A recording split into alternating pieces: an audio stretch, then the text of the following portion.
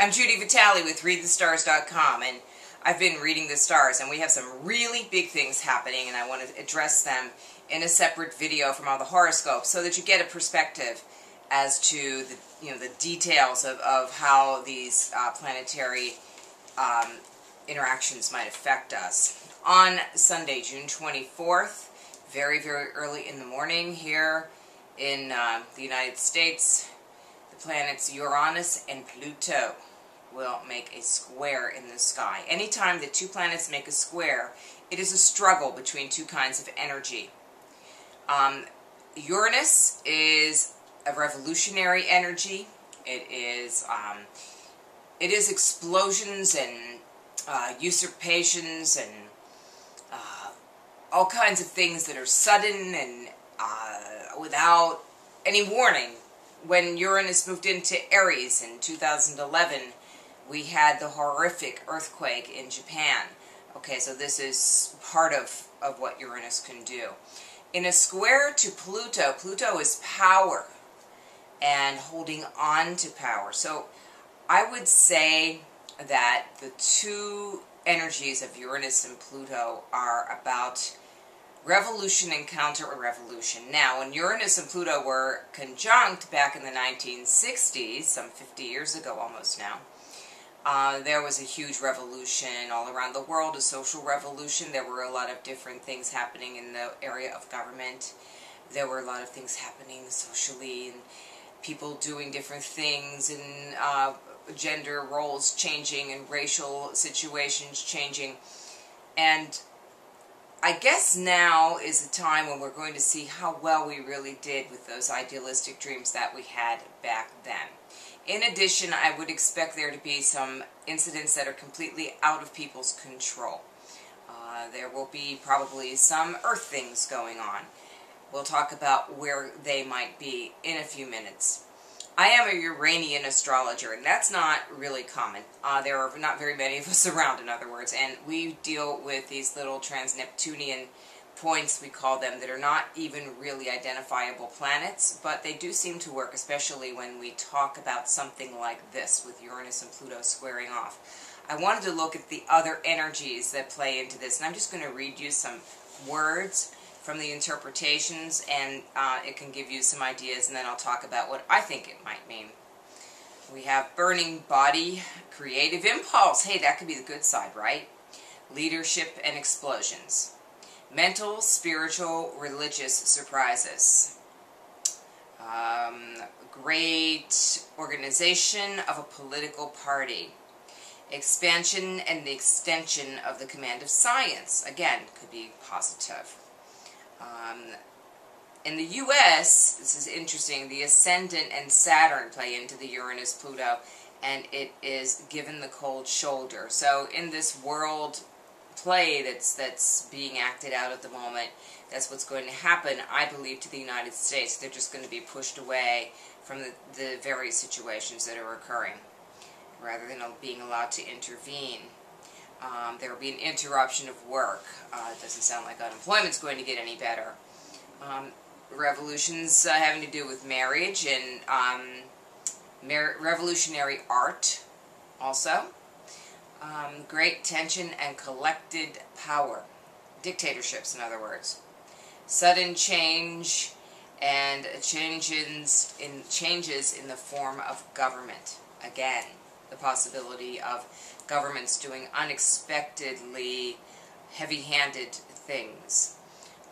There are a few very bad trouble spots in the world right now. One, of course, is the Middle East. We have not only the questionable elections and the questionable outcome of the election that was held in Egypt, we have also Syria and Iran and Israel and all of the usual players. And that does not sound very good for them. I think that if we were to look back on this point in time in about a year, we would probably say that this is the area where the Uranus-Pluto explosion took place the most, at least in the most difficult sense.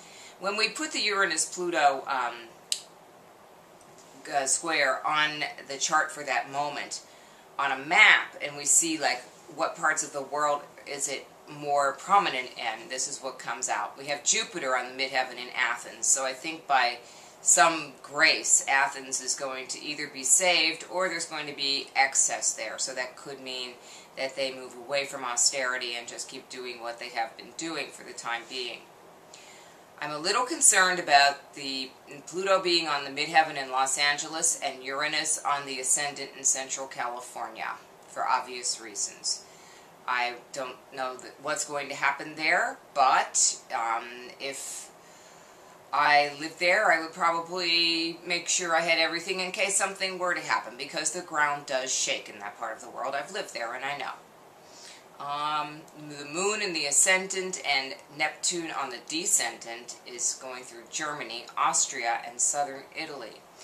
This could have a lot to do with that financial crisis going on over there. You know, the moon on the ascendant means the people, and Pluto on the descendant means the deception. So there could be some deception going on in that area. Mars is on the ascendant in Iran, and in Somalia, and in Saudi Arabia. So those areas are almost bound to be in the news in the next few days, because Mars always brings agitation and aggression. We also have the moon on the midheaven in the eastern part of China, Hong Kong, and Indonesia. This just might mean a lot about the people, you know, just like news about the people who live there. It could also mean water in that area. And then we have Mars on the midheaven in Tokyo. That doesn't make me feel good.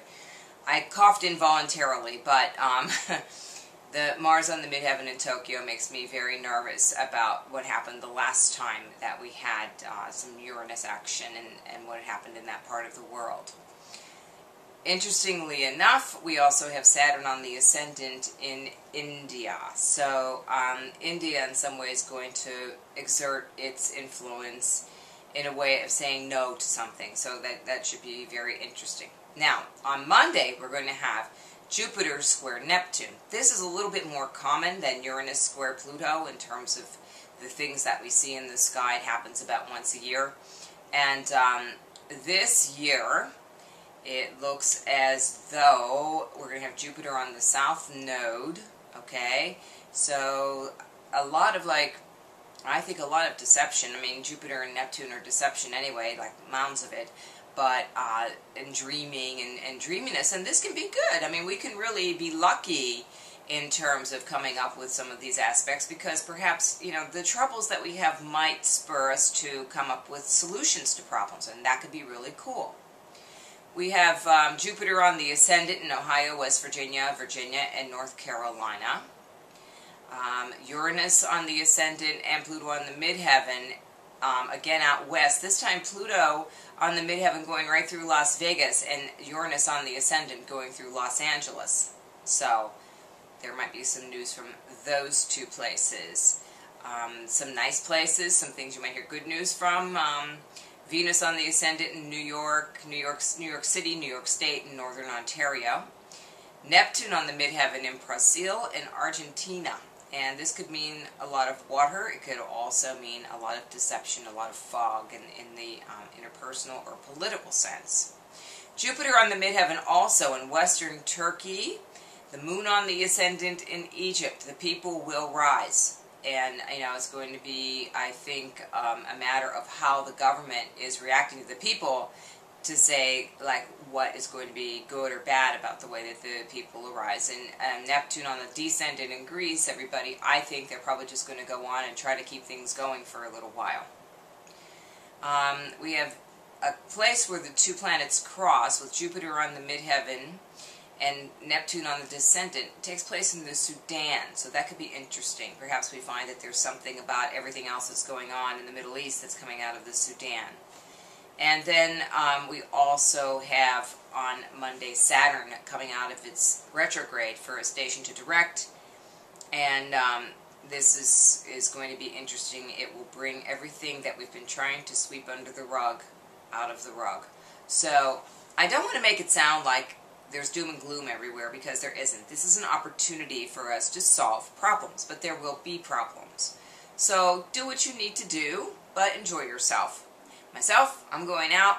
walking around in nature, taking my dog, going out with a nice relative, and having a good time. That's what I'm going to do tomorrow. So I was not tempted. I thought about it. I said, well, maybe I should do like a survivalist kind of video, but I don't want to raise fear or upset anybody.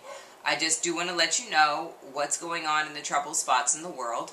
And as I promised, I said what I thought would happen. I think that we're going to see a rise in dictatorship. I think that there is going to involve religion. And I also believe that there is an inflationary influence in terms of the economic forces.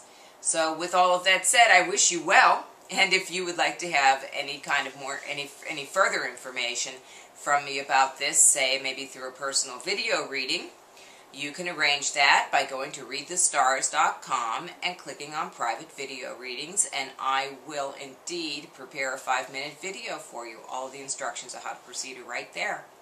In the meantime, I'll see you on the weekly horoscopes. Have a great, great Uranus and Pluto day, month, year. This is going to go on through 2015. So let's all just keep our sanity about us and take our steps forward one at a time.